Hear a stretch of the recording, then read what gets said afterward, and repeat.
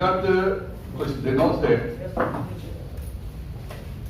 किसान आंदोलन के नाम पर दिल्ली में जो कुछ भी हो रहा है वो आप भी देख रहे हो और हम लोग भी देख रहे हैं। जब आंदोलन की शुरुआत हुई थी तो यही कहा जा रहा था कि हम लोगों को एमएसपी लिखित में चाहिए और केवल आप एमएसपी की गारंटी दे दीजिए और हम लोग ये आंदोलन समाप्त कर देंगे। जो उपभोक्ता और कृषक संरक्षण कानून है उसमें बिल्कुल साफ लिखा हुआ है खंड 5 पे कि हम मिनिमम प्राइस की गारंटी देते हैं। उसके बावजूद भी केंद्र की सरकार ने कहा कि ठीक है, हम एमएसपी पर आप सब जो चाहते हैं वो हम लिख के देने को तैयार हैं। एक और डिमांड थी कि एसडीएम कोर्ट नहीं, हमें हाईकोर्ट की आज्ञा मिले। केंद्र सरकार ने वह भी खुशी खुशी तैयार हो गए कि चलिए ये सारी प्रावधान है। अब यह अलग बात है कि कौन किसान हाईकोर्ट जाएगा, यह समझ से परे है। यह जो एसडीएम का कानून इसलिए लगाया गया कि अगर किसी किसान को नाइंसाफी लगे तो वह अपने एसडीएम के यहाँ जाके इंसाफ मांग सके। पर कुछ दिनों से इस तरह से कुछ लोगों का प्रदर्शन हो रहा, लग रहा है जैसे कि पूरे भारत के किसानों के रिप्रेजेंटेटिव यही हैं। इसलिए भारतीय जनता पार्टी बिहार प्रदेश ने यह तय किया है कि हम इन तीनों बिलों के समर्थन में पूरे बिहार में रैलियां करेंगे और 38 जिलों में हम बड़ी किसानों की रैली या किसान सम्मेलन के रूप में 38 स्थानों पर करेंगे और सभी 243 विधानसभा क्षेत्रों में किसान चौपाल लगाएंगे और जनता को यह समझाएंगे कि क्या बिल है, क्यों इस तरह से केवल पंजाब के ही, हरियाणा इलाके के ही किसान ज्यादा क्यों कर रहे हैं, इसको भी समझाने की जरूरत है और समझने की भी जरूरत है।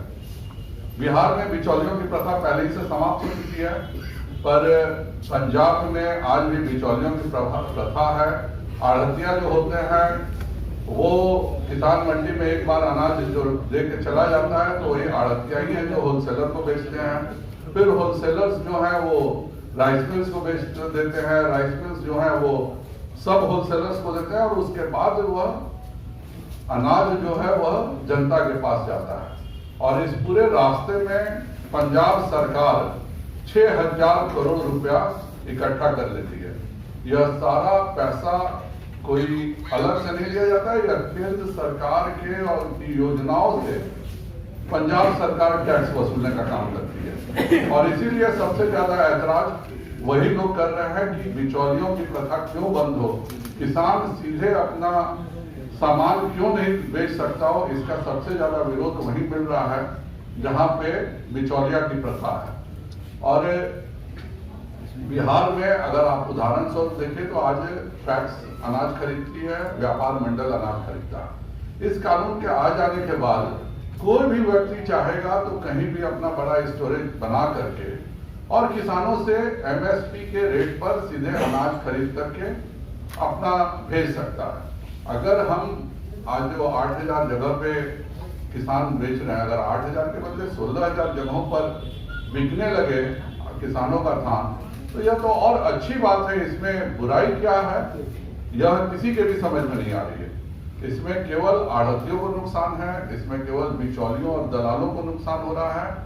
और जो राज्य सरकारें किसान की आमदनी को अपने टैक्स कलेक्शन का जरिया समझती है, उनको नुकसान हो रहा है। और इसीलिए बिहार भारतीय जनता पार्टी ने यह फैसला किया है कि हम किसानों को इन कानूनों के बारे में हर स्थान पर बताएंगे और इसमें हमारे सभी प्रमुख नेता विभिन्न विधानसभा में जा करके इसका सम्मेलन करेंगे। इसकी शुरुआत मैं और रविशंकर प्रसाद जी केंद्रीय मंत्री कल बख्तियारपुर से कर रहे हैं और इस पूरे कार्यक्रम का समापन 25 दिसंबर को माननीय अटल बिहारी वाजपेयी जी के सुशासन दिवस के दिन होगा। यह एपीएमसी एक्ट के बारे में सबसे पहले माननीय अटल बिहारी वाजपेयी की ही सोच थी।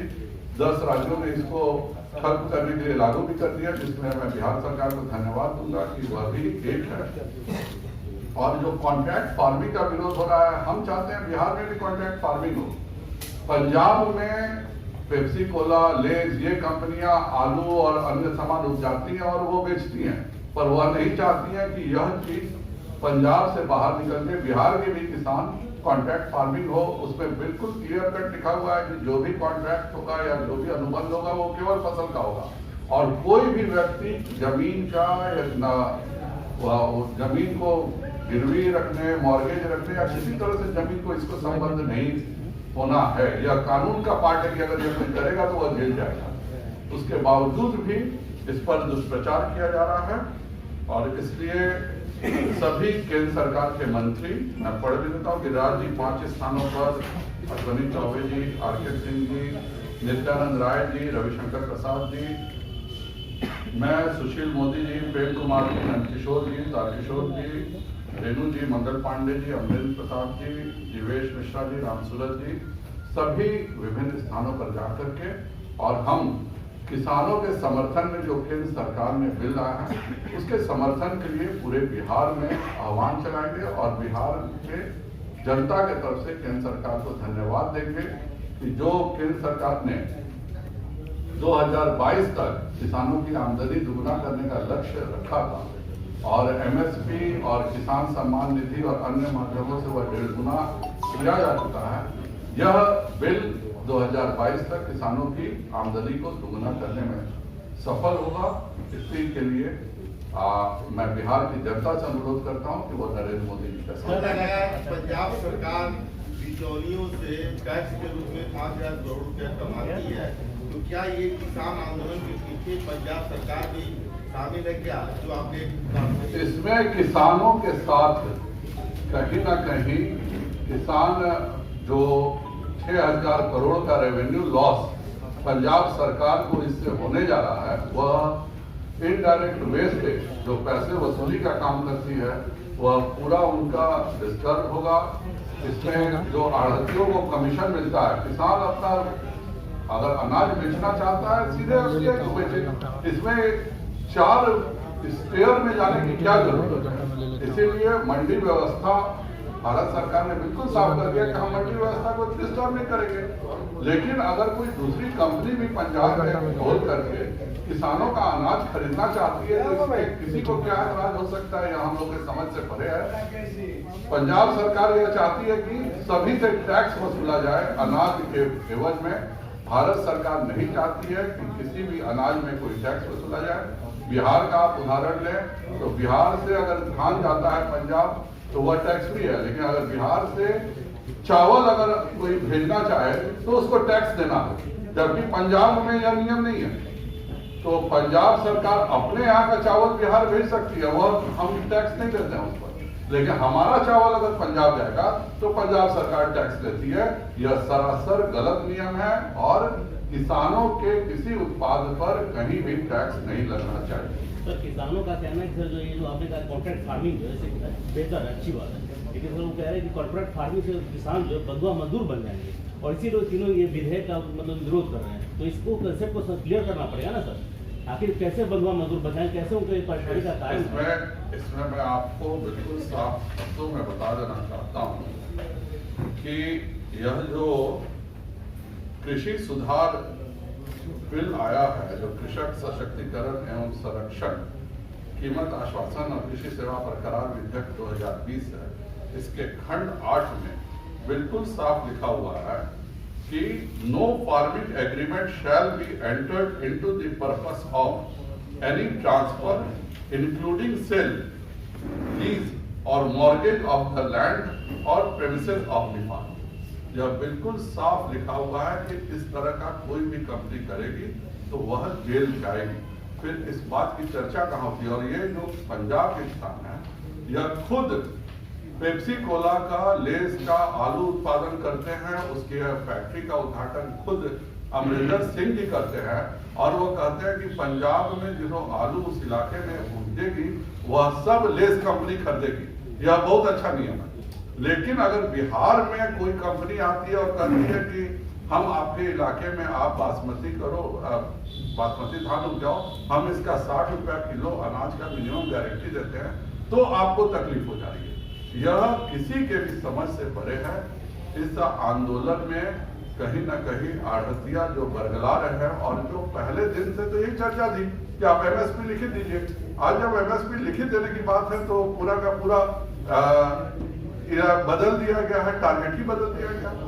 और इस तरह से जो भी कर रहे हैं, और जिस तरह से कल शर्जिल इमाम के और इन लोगों की तस्वीरें, उमर खालिद की तस्वीरें देखने को मिली हैं, जिस तरह से रेल बंद में भिंडरा वाले की तस्वीरें देखने को मिली हैं, वह साफ बताता है कि कहीं न कहीं देश विरोधी ताकतें इसमें शामिल हो रही है। कल से आप लोग निकलने वाले हैं, अभी बिहार में जो खरीद हो रही है पैक्स क्या उससे संतुष्ट हैं या फिर कोई बदलाव अभी तो करेंगे? शुरू हुआ, देखिए उसमें नमी का नियम है 17% का। अभी किसानों नमी एक का बहाना हो जाता है अब ना? नहीं, ये कोई बहाना नहीं है।